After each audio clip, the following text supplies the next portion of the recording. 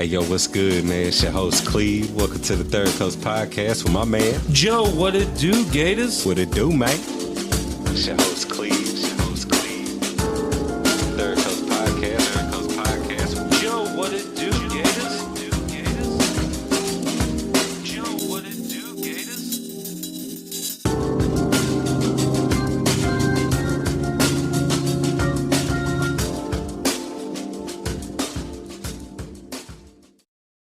At the venue, we got to bring everything that we have. So the table, the chairs, the banners. We got to clean the banner though right here because it needs a little touching up. Oh, yeah, it's a little dirty. Got some stains going on it, but other than that, it ain't nothing. A little bit of Clorox and some hand rags can take care of. However, you got to get it done. Oh yeah, definitely. Shout out to Natanya Jones because I think in 2021 when 2019 we got that back. Oh yeah, because I was working. That's when I first started at Boise. Our 10-year reunion that year. Yep. First fit. Big that shout out was to if y'all ain't bought y'all's tickets yet, make sure you buy Tier 1 tickets because the early bird tickets are sold out for Fête de Void 2021. I think it's September 29th and 30th this year. It's not in October. It's late September. So make sure y'all go and buy tickets. And welcome back to Third Coast Podcast. Whoop, whoop. Yeah, man, got your host Cleve here. What it do? And what it do, Gator? How your day going? Oh, it's going good. Laid up and watched The Mandalorian for like 5 hours today. And I gotta say, hands down, I like the cowboy space type stuff they got going on. And yeah. Who can't like Baby Yoda, you know? It's like, it's just a lovable character, and then, like, the journey is not a Jedi journey. It's like him becoming an actual Mandalorian, and I don't know, it's cool. I like what they're doing with it. So I had a real lazy day, and, spending time with the kids, cook, and, working on some merch, and, right. Just a nice chill day. Yesterday was busy work, and then had Mr. Bear Gritty and Kobai, and we sweated it out at like 2 o'clock in the heat of the day in the shed. Yeah, I saw the photos of it. It was. A bear don't like a hot shed. They like a nice, comfortable, cold cave. And so, big shout out to Bear for stepping out of his natural habitat to come get a little frisky with the gator and Cahoba. Oh yeah, all day. Yeah, I'm looking forward to, hearing more about that. And I'm going to talk to you about it all after the show and stuff, because, I felt that Saturday, I was off, but I've also been kind of, preparing for the 26th this month with the... Oh, it's quiet. I mean... Yeah, it sounded pretty low. There we go. Yeah, there we go. There we go. Yeah, 26 will be in New Orleans. Where is it at? What venue is it again? We will be at D-Max Bar and Grill in Mid-City, New Orleans, Louisiana. I would say the area code, but I don't know what the area code is. But we're gonna be doing a live podcast, and then we got some bands gonna play afterwards. Holly Rock, Larry's Lounge, and Spicy Ranch, which have all been featured artists on the show too, which is cool how everything just pans out and just, keep the grind going, never know. Yeah, and maybe someone might see us down there and be like, y'all can quit y'all's jobs. That would be nice though, but I get good vibes from it. It's like thinking about the event. It just kind of takes me back like to Taos days whenever I was getting the stage blues like right before the show. It's like, man, since I guess like it's been a while since I've been in front of a live audience. So like that's pretty cool. And just mainly just today I did my shopping. Shout out to mothers on Mother's Day, the good ones, and did for my mom, bought her some roses. Got her a car, gave my blessings to her, talked with her for a bit. Had to go out of town today because, I had to get some fresh kicks, which will be, you'll be able to see those whenever we do our live podcast. But for now, it's just preparing slowly but surely. So what shoes did you get, may I ask? To get, the just image, to get, like to see it's what. something I wanted to bring up. It's like I actually bought my first pair of Jordans. Although I've worn Jordans per se, I actually like went out and bought my first pair. I bought a pair of all white Air Force Jordan 1s, like the retros. And like I was asking people, it's like it came up in a conversation. I was like, man, what's your favorite Jordan? And I think there's like over 36, 37 shoes now. And like I like all the ones from like 13 and below, like the old school style. It's like like Wame sent me a picture of some 5s and 7s. JP, he's a fan of I think it's 13s. And Grover is a fan of the 7s. Because it's like the Space Jam shoe. Oh yeah, I remember when he got them. Yeah, it's like he had a lot of pairs. Like he showed me, it's like I'm like I'm a buy whole pairs, T-shirt and a special box and everything with it too. Yep. And don't they sell stuff that you put now in the front so it don't crease, right? That's the whole thing. You don't want to never crease your Jordans. Yeah, so like they got some inserts that you can put your shoes. Like you do that with Jordans, you do that with Air Forces, right? Like there's like even Reeboks, like any white shoe or like any shoe that kind of shows the detail, because it's like the shoe it has like a value in it.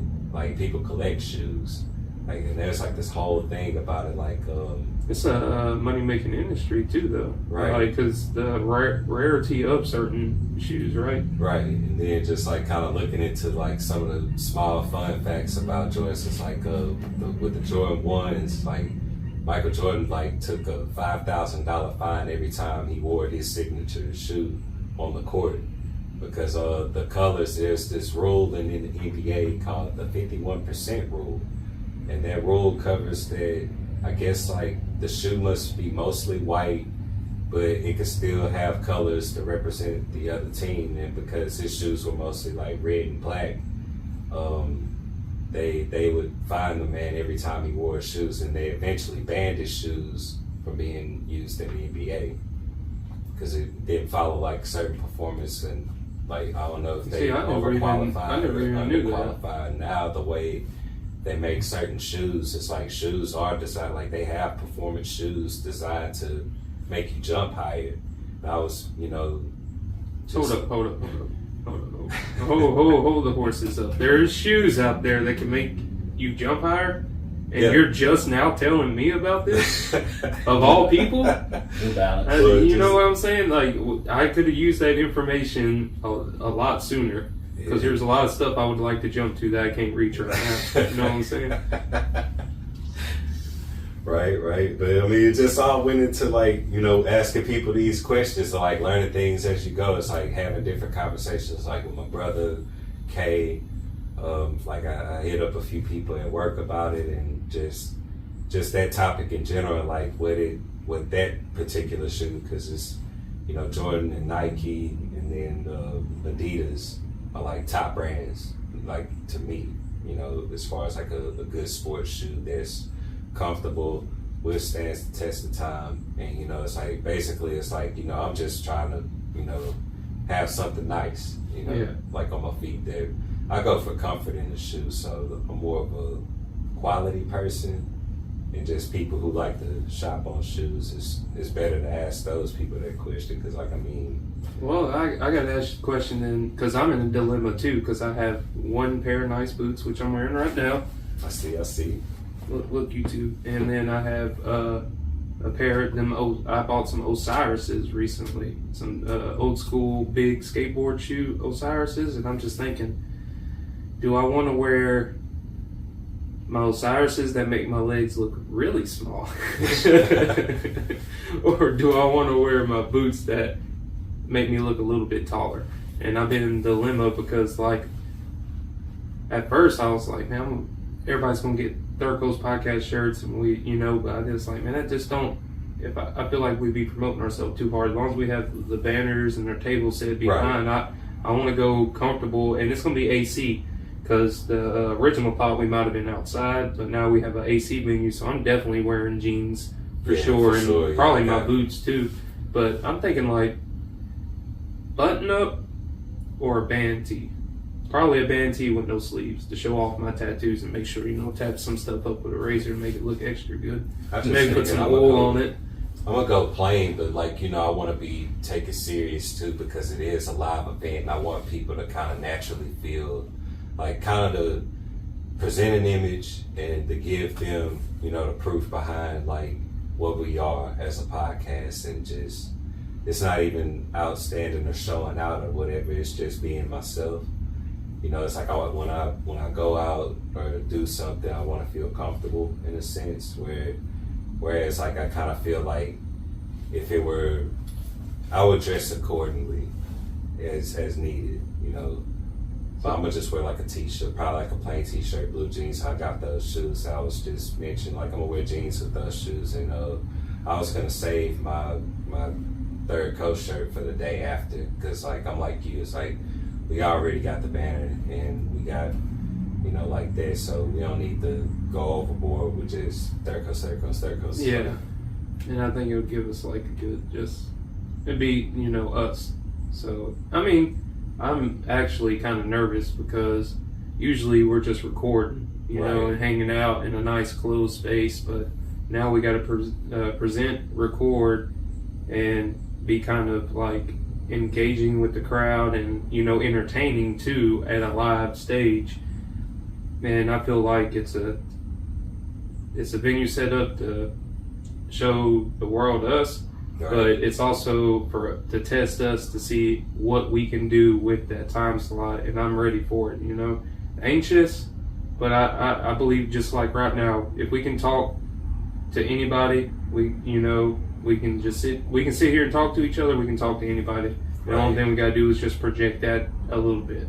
Less is more in a sense where you project, but yet you keep it simple. To kind of keep topics like on a rolling ball, because it's only a 1 hour, and most of our episodes are like hour and 20, hour 30. Yep. Some 2 hours, the legendary 4-hour episode.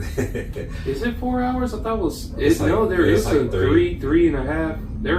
That was with Brando, wasn't it? Yeah, Brando was here that night. Me, you, Brando, and Kobe.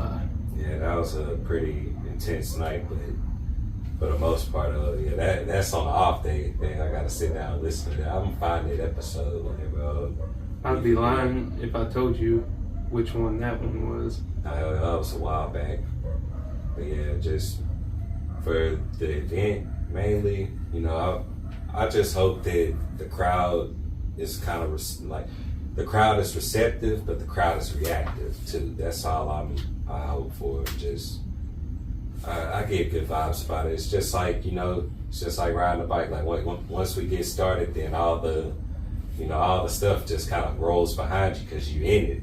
Well, I firmly believe that you and Kobe will settle in and be great, because this is not a stage that y'all are unfamiliar to. It's just a different come at the stage. Yeah, it's from a different angle, and it's the main thing that I learned from Jacoby being a front man on the stage is presence. And as long as you have a good presence, as long as you have character, it's something that represents you. Man, you could go on there. Man, you go on the steel toe boots. Steel toe boots. Steel toe boots. Yeah, steel toe boots. Blue jeans. Fucking white tee or a beater. If you show a white beater. The artist that will be. Did I say the artist that was playing at the show? I know. You did. You said Holly Rock, Spicy Ranch, and Larry's Lounge. Oh no, I'm just excited thinking about it again. Yeah, not in that order, but I look forward to the live entertainment after the show. It's just like, man, the thing with New Orleans is like I like the vibe of, I like their atmosphere, I like the culture, I like the music, I like the community is like generally friendly, like amongst tourists and just like the locals there. I'm pretty sure it's gonna be like a large group of people that we know, or more than likely Jacoby will know, because he knows fucking everybody everywhere and fucking. Well, not being too fanboyish, but I sent Randy Jackson, the dude from Zebra. Yeah. I sent him the little flyer for our New Orleans thing, and it's like, go get it with a thumbs up. And it's just cool that we have so much, support, and like people want us to do good, and we're gonna give that to them.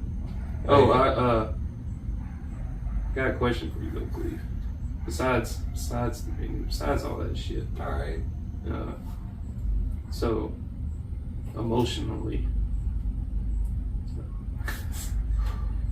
I'm gonna ask you an emotional question. Go for it. Oh, I'm ready. Now that I know, I'm prepared, so I can adjust. So you had brought it up the other day, saying that we need to get into some heart shit. You know what I'm saying? Some touchy-feely stuff. Oh, yeah, like a little bit, because, for the longest time, like, really, it's like after the meltdown of Chernobyl, I was thinking, man, life isn't just all about doom and gloom. Life isn't just about, As long as you don't live in Chernobyl, though. Yeah, as long as you don't live in Chernobyl, life isn't about dwelling on things that have happened. We just make pasture for those that make anew. And, kind of funny thing you brought that up, because, like, side note, like, the animals have, the population of the animals have doubled from the last recorded, from the last recordable. Yeah, like their little census on it. Mm-hmm. Okay. It's doubled. But what's your question? I ain't trying to divert from the emotional. Okay. As a man, over 30-year-old man, dealing with like some emotional stuff is different than the way you dealt with it as like a teenager, right? Right. And my question is, what is something that you have learned about yourself that you have changed for the better?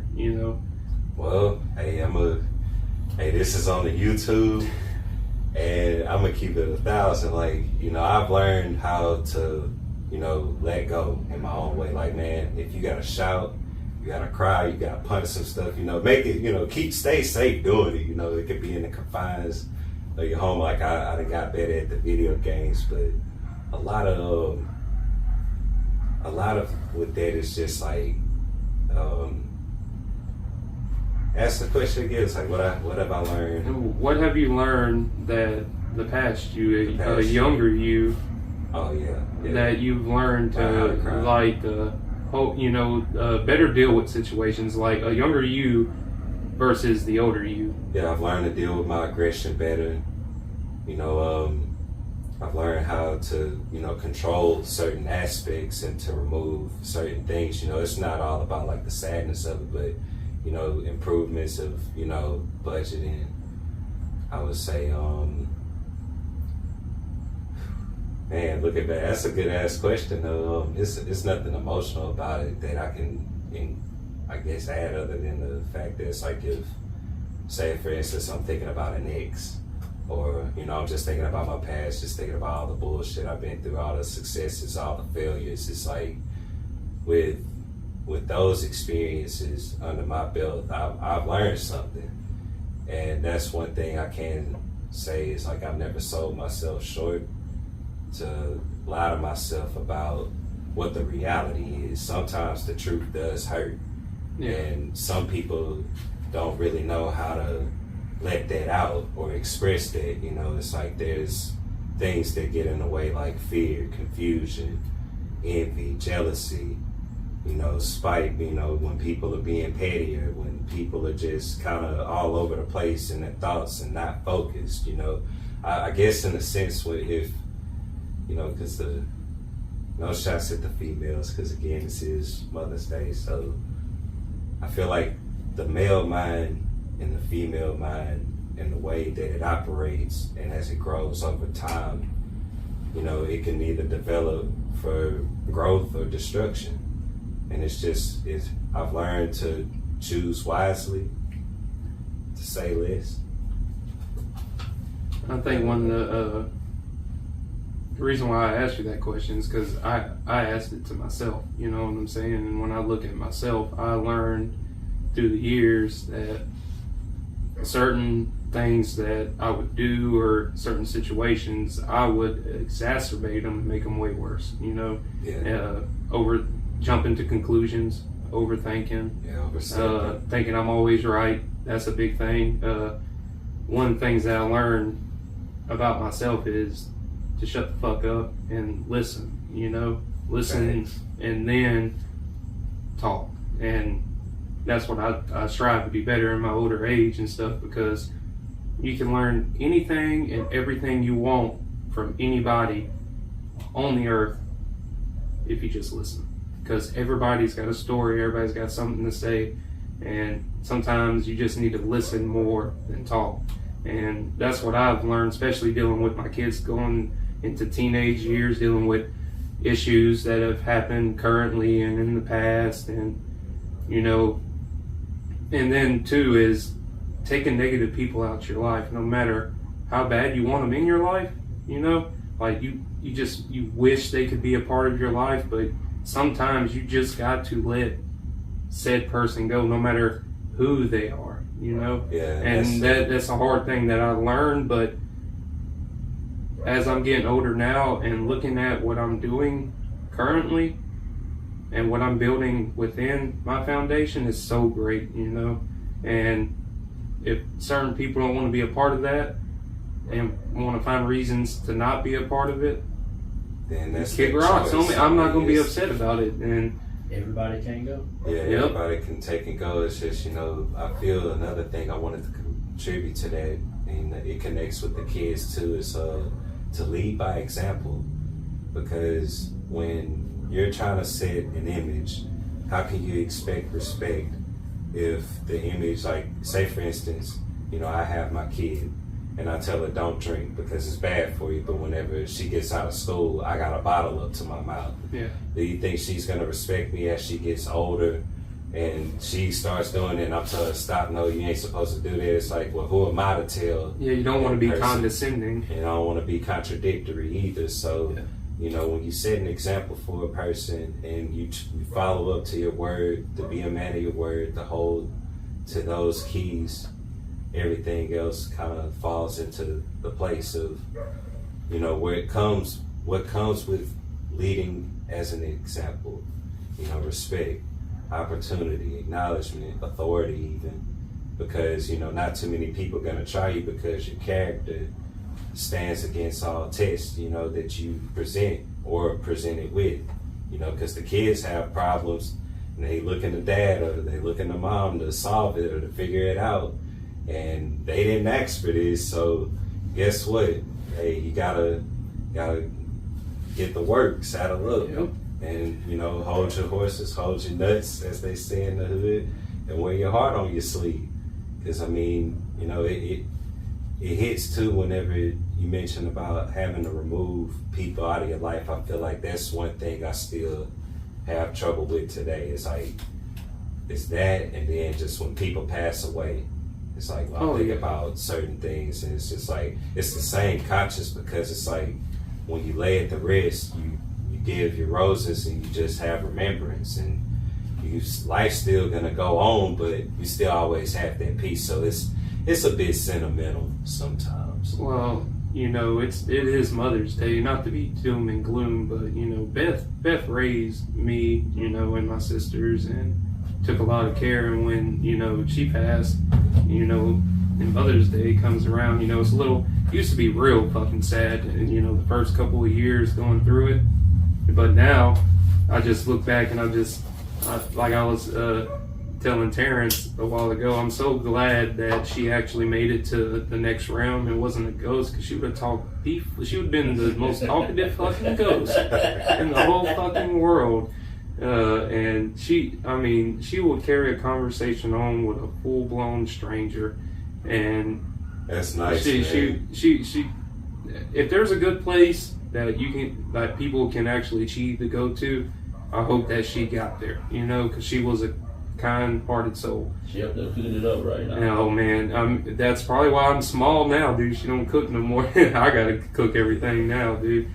But you could call that woman up at 10, 12, show up at 3 a.m. in the morning, knock on the door, and she opening the door what's wrong? Let's make some coffee, you know? Right. And, shit, damn, that's sad. But yeah. That's life, though. You enjoy the moments that you get, and you cherish them, and when, you know, it's our time to make that grand journey, I hope that someone talks about me the way I talk about her. You know what I'm saying? I want people to be speaking of me highly, like in the Hispanic tradition, where it's like you honor your dead by remembering them, so they stay in the land of the remembered and not fall into the land of unremembered. Yeah, unremembered, which is, that's what keeps them in that place of happiness, is that even though they passed on, that people still remember them and, you know, still bring their energy alive. Right. Yeah, I feel like we need the topic about that on an episode, maybe later, maybe in the week, or maybe after, I don't know, but just the whole idea, where do we go after? And I just think, you know, there's a lot of different philosophies, and I have one of my own that I would like to share in the future, so stay tuned for that, hopefully. And but just like back to the Mother's Day thing, yeah, like just me and my mom had a pretty good relationship. She actually told me today that she watches the show, so Mom, if you see this, I love you. You know, son doing his thing. So, but anyway, it's like, you know, it's like when I think about my parents, like I show a lot of respect to my parents, even though they know I smoke and drink. Like, I tend not to do it around them unless, like, my dad pulled me in the back, like, hey man, you want a shot? Like, like go in the backyard. It's like we'll go in the backyard, we'll chop it up about life, and you know, those small moments, you know, mean a lot to them. And you know, as I'm getting older, and as life is changing, you know, we ain't getting no younger. It's like in how people mature in their age. Like, cause my pop just made 82. That's dope. Yeah, my mom, she's I don't like, you know, I was taught, you know, it's rude to say a woman's age, so I ain't gonna say age, I can respect, but you know, she's definitely able. So yeah, I spent time with her today, like drinking my coffee. Well, yeah, she was drinking her coffee, I was drinking mine, and just had a little time doing my clothes. Just like, you know, just like a normal day. It's like kept it simple. You know, I brought her a rose as a surprise that, you know, she wasn't expecting it, but I was thinking about going full blown about a vase, but I was like, oh, this is my mom. She got a vase somewhere in the house. She broke out. Yeah, she broke out like 3 vases, but picked one to use to kind of arrange it and just like kind of passing down the jewels about, you know, the green thumb, about plants, and you know what life consists of. It's just, you know, the nurturing side of it. It's like how to take care of the flowers. Like, you shock them with ice cold water. Like, you put the ice, you put the pack, you arrange the flowers, you pour the water, and then everything's just gonna like take route in its own. Like, it'll take route in its own course. Like, by the time she gets home from work tonight, flowers will be fully bloomed, and the fresh smell will be in the kitchen. So it's just the little things about, I guess, being at home, like growing up. Oh yeah. Yeah, like that side of it, you know. So it's some people have better experiences, some people don't, you know. Like, and for those that don't, it's just I have no words for it, because it's just I have no experience today, so I can't speak on it. When you have situations like that with absent parents in your life, the best thing I can tell you from firsthand experience, obviously, it ties into a lot of why you just gotta let people go, because some people just want to be in your life to make you more miserable than they are. You know what I'm saying? And misery loves company. True. Yeah, if you have that absent parent in your life, or you feel some type of way about that, my personal take on it is this is your life. This is something that is special, and you only get one time. And if no one wants to be a part of that, then they go fuck themselves. You know what I'm saying? Not to be, you know, graphic. This is more graphic than I really usually am. But it's true though. If you get one life. Joe Willis gets one life. Cleve gets one life. Terrence gets one life. If they don't want to be a part of that, that's on them, and you shouldn't feel like it's taken away from you. Correct. Yeah, you're right. Because you are your own person. You are special, and if they don't want to be a part of your specialness, fuck them. Yeah, like Mike B said. Yeah, Mike B. Yeah, shout out Mike B. You know, fuck them up on the wall with super glue on their lips. Burning Mac. Hey, y'all hear that little mic bleed? That's Terrence over there. The Podfather. Yeah, Podfather. Podfather. You want to say nothing to the YouTube? You want to show? Yeah. What up, YouTube? YouTube. There you go. Yeah, just so it's no mistake on the YouTube, guys. That's the creator over there. And, it's I just thought about that. We should switch. Right, because like I always thought about that. Like I'm gonna put that out there too. It's like I was like, man, it's like, man, if I'm sitting here, I wonder if people just like look at their banner and be like, man, Cleve look a little bit different. That's what I'm saying. It's like, nah, man, that ain't me. It's like people make that assumption. I guess it's generalized. Like I'm not gonna go too deep into it, but across the board, all over the world, people get identified things that they are not. But it's kind of like I was talking with someone earlier, and I had told them, I was like, have you ever just seen somebody that you thought you knew, like passing by in the store, and then like when you make eye contact with them, and you realize that's not the person you know. So it's like, what do you do in a situation where you just kind of run into a stranger face but a familiar face? I got I bumped into people that I thought that I knew, but I didn't know. But I used to be a correctional officer, for a number of years, and part of Louisiana State Tag Team, did shit, and I worked, I was on the show before, maximum security. Yeah. So I ran into a dude in Walmart in Ville Platte. No, it wasn't in Ville Platte. It was in Dirt Cheap in Ville Platte. And he was an inmate in a cell block, and he was down a tier one time where I had like 3 people I had to gas or some shit, and I ended up having to like take everybody out their cells and shit. And this dude walks up to me, and I didn't know who the fuck he was. He's like, Lieutenant Willis, what's up? And big old dude, right? Dabs me up. You know me, I'm like, fuck it, you know what I'm saying? I was with Charlene and Maya. And dude walks up, gives me a hug. He's like, man, I still remember that day where you had to gas them dudes cutting up down at the bottom of the tier. And first thing I'm thinking is like, I worked with the dude, and right. I looked at him. I was like, I didn't work with this guy. And I don't know, I can't remember his name off the top of my head. I just remember the interaction that I had with him. And he was like, yeah, man, I was in C29 or some shit, cell 9, and you had to come get me, and I couldn't breathe, and I was like, you put me in the shower, and then you went and dealt with them, and I appreciate that, and fuck prison. And I was like, man, that's good. He's like, yeah, man, I got a job and doing good. I was like, yeah, that's good, but it was just so wild that I ran into someone that was knew you, but on the other side. But it was cool to know that I didn't do nothing to be that type of person inside, because people take that power when they work corrections, and then it could have been a bad thing, like, oh yeah, that's that bitch, you know what I'm saying? Yeah, that's the motherfucker. This the motherfucker that gassed, and when the gas was going on, he was dragging me through the contaminated area, like just straight bully. Yeah, like a lot of them bullies up there. Because it's corruption, and it's on all scales. It's all across all boards.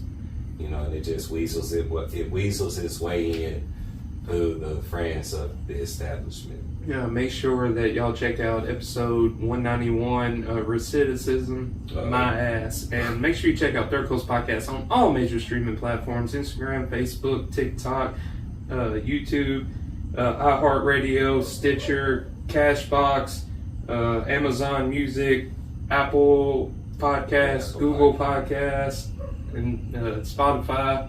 And big shout out to our Spotify listeners, and we're closing in on 50K, and just big shout out to everybody that tunes in and listens, and everybody that gave it a listen, even if it was just like a few seconds or maybe even a few minutes, like all of that counts. And I'd like to give my roses to the almost 50K out there. We've been grinding away, and big shout out to David Bosnick, Mitch Lane. Who else we had? D. Carter from Arizona, Ozzy Bear, Louisiana Hall of Fame music artist, and Long Island, New York Hall of Fame music artist Randy Jackson, Mr. Bear Gritty from Bear and the Forest Friends, sweating out the shed. Just thanks to everybody that makes this show tick and go. Yeah, making it all possible. You know, it's like, and it seems if we've been grinding because yesterday's episode is 194, right, and that's Don't Poke the Bear featuring Bear Gritty, and then we got 195 and then 196 next Saturday.